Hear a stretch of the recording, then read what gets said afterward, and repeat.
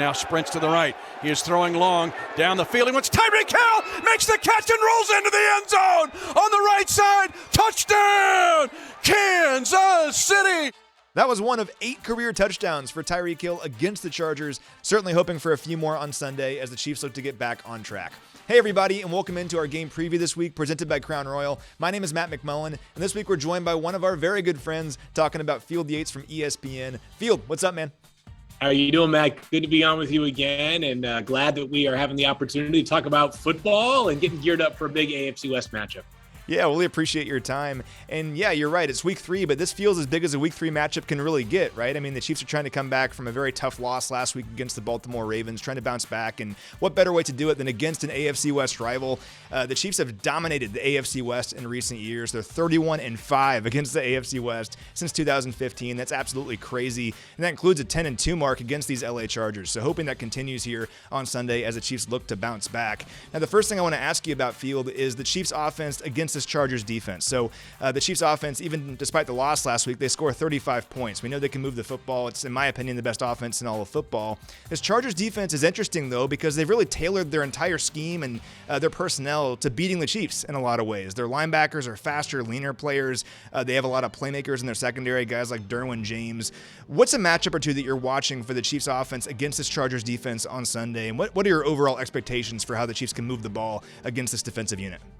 Well, the first thing that I'm looking for is whether the Chargers try to replicate what happened last Sunday night, where the Chiefs still scored a lot of points, obviously, but one thing we did not see much of was Tyreek Hill, as Tyreek Hill was limited to just 3 catches for 14 yards against Baltimore, and it felt like that was largely by design, is that if you're going to beat us, it's going to be somebody else. Now, for the Chiefs, obviously, they got significant contributions from Myron Pringle on a long touchdown, and Travis Kelce did what Travis Kelce almost always does with 7 catches, 109 yards, and a touchdown. I wonder if the Chargers, though, will say, all things considered, our best course of action against this Chiefs offense is to try to limit the number of big explosive plays to Tyreek Hill.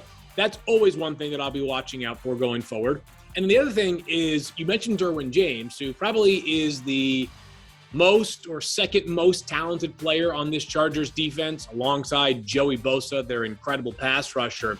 And I don't know that there really is a single player who's suited to handle Travis Kelce one-on-one for an entire game.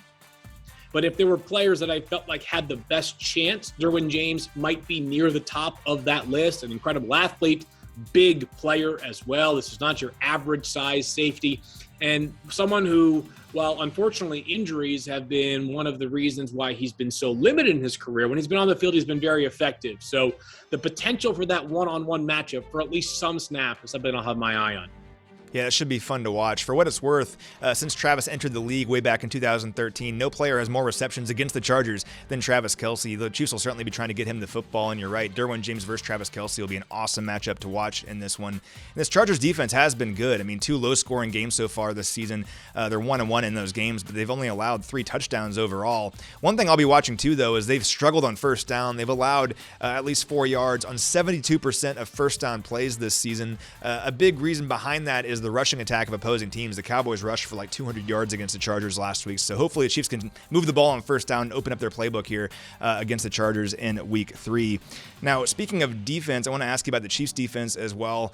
I mean, the guys have come out and said it this week. There's a lot of plays they'd like to have back from that Ravens game.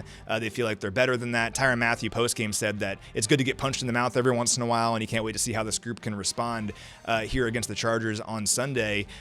When you're looking at this Chargers team, though, it all starts with Justin Herbert. They're a terrific young quarterback. The guy has 10 300-yard games so far in his career. Since the beginning of last season, the only player with more is Patrick Mahomes. So Justin Herbert certainly put up a lot of stats and been very good. He's lost 8 games by a touchdown or less, so a lot of bad luck, but still been a very good player. What impresses you about Herbert, and how can the Chiefs slow him down on Sunday?